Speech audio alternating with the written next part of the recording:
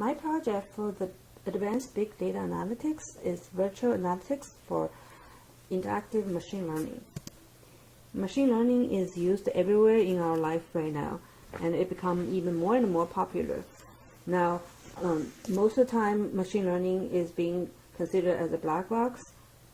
Users see the input get in and the conclusion come out, but the user usually don't understand why the conclusion get drawn, why sometimes you succeed when and sometimes you are failed. So how they can trust the results. So that's why we need expandable artificial intelligence, which is XAI. That will change the way a human being interacted with the machine learning. So we're supposed to have the training data. It will get to the new machine learning process, expandable model, expandable interface. So user can understand why this is happening, and they can also interact with the machine learning model to tuning the performance of the model. Now there are three challenges about that expandable artificial intelligence. First is how to produce more expandable models, how to improve the expandability when maintaining a high level of learning performance for a range of machine learning techniques. And second, how to design the expandable interface, human-computer interaction techniques, how to use that to present understandable explanations. The third is how to understand the psychology requirement for effective explanation for psychological theory of explanation. Here we need to introduce some dimensionality reduction methods. For this project, the main purpose is to present the machine learning results in an interactive way. So we all know the data sets used for the machine learning usually is a high dimensional data set. How to display that in a 2D or 3D dimension is a question about how to reduce the dimensionality. So usually we have linear techniques and non-linear techniques. So we are familiar with the PCA, MDS. Those are linear techniques. They easily can extract the main feature out of a high dimensional data set. We also know some non-linear techniques. Now today we're going to talk about different non-linear techniques, which called the t-SNE.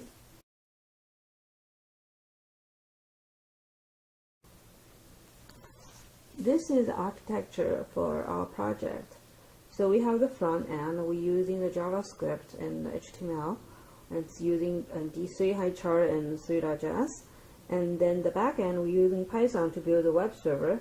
The web server serves all the files, and also it will provide the microservice, allow the front end to run the model. So in between, they're using the JSON and to communicate. The front end going to push the parameter into the web server to run, and then the web server return the result back to the front end. Before we running in this application, we actually need to pre-process some data. The reason is the t-SNE takes some time to run, and it's only run once, so there's no reason to connect the whole all the conversion to the web server and go through this again. So we have a pre-processing process, and we converted the original data set to the 3D data set plus labels, and then feed that data set into the web server as well as the other data set. Now let's talk about some performance measurement, how we're going to display this performance measurement along with the result set. So we usually know there is a position, recall, and F1 score to measure the performance of the model. And the position is defined as the number of the true positive over the number of the true positive plus the number of the false positive. And the recall is defined as the number of the true positive over the number of the true positive plus the number of the false negative. And F1 score actually is defined as the harmonic mean of the precision and recall. So we're using the high chart to display the performance measurement, like for the precision, recall, and F1. We also display the precision and recall curves using the high chart.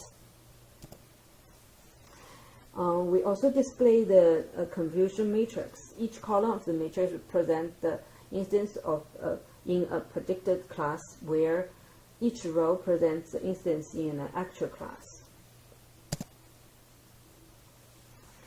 Now let's talk about a little bit the 3.js.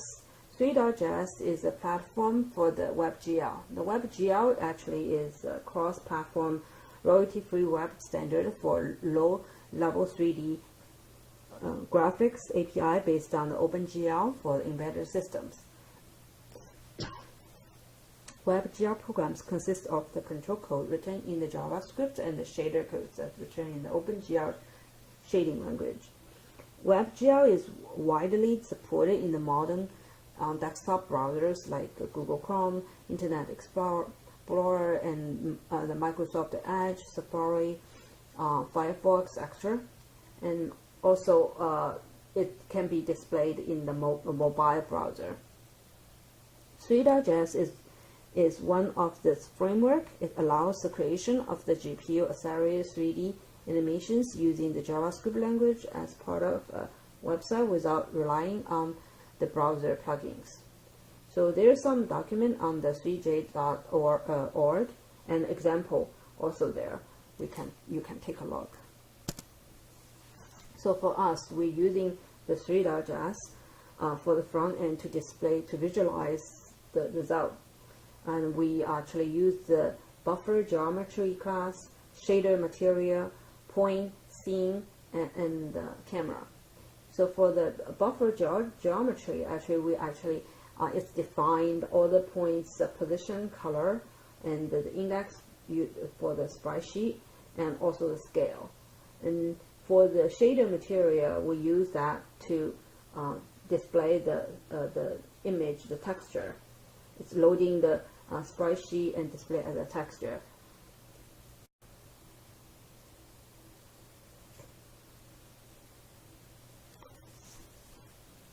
We find out using the shader material, it has better performance to display the large data set.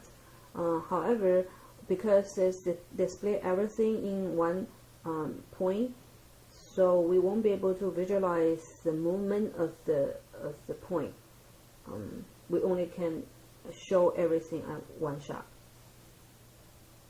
So the backend, we're using the Python. The Python, we're using the sklearn package for the Disney and the SVN, and also we're using some Python function to convert creating the sprite sheet and convert image. We're using the Flex package for the web server,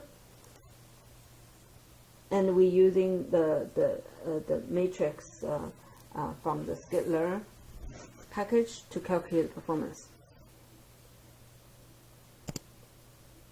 So let's take a look at our application.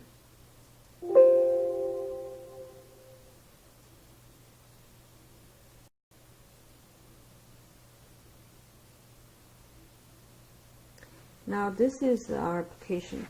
So on the left side is the data set.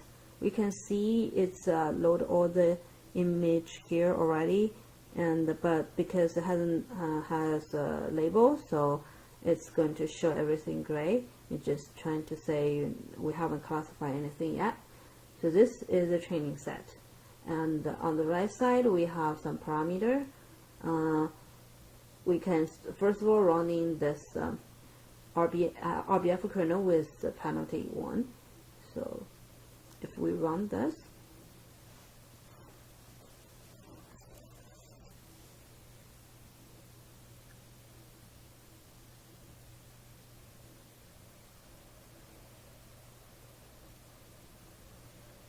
so now we're going to see all the data results coming back. So every different class using a different color, and then we can see the performance chart is right here. So this is the position record charts, and this is the position record score, and this is the confusion matrix. And now we can go see the test app that's run using the same parameter. So after the training set, the model has a value, then it's just to do the prediction. So you can see it come back pretty quick. And now here, same, we see the curve, and then we see the score, and we see the confusion matrix. So we also see there's choice we can choose. We want to see which label. Like we can say we want to see the class 0, and then we can see there's some misclassified because it's using a different color here. And then we can see this is a recursion precision and recall curve. So now also we can run some different parameter. If we run some like linear within penalty one, we can see how to perform.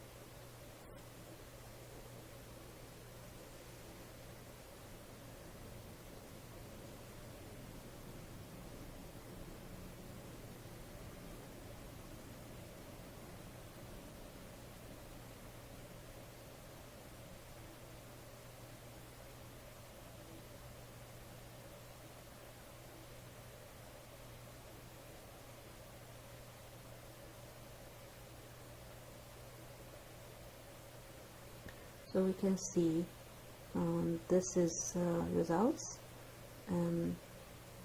Interesting enough, if we see the score for the position recall, we can see almost everything is close to 1. And now if we run the test,